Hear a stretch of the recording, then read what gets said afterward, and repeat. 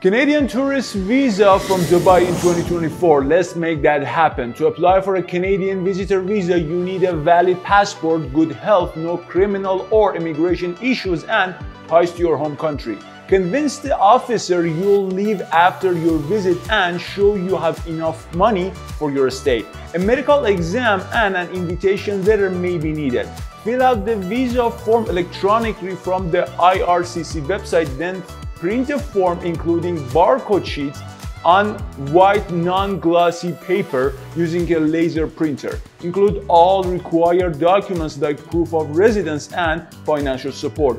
Book a biometrics appointment online at a VFS center. Pay the visa and biometric fees at your appointments. Submit your application and biometrics at the VAC and get a receipt to track your application.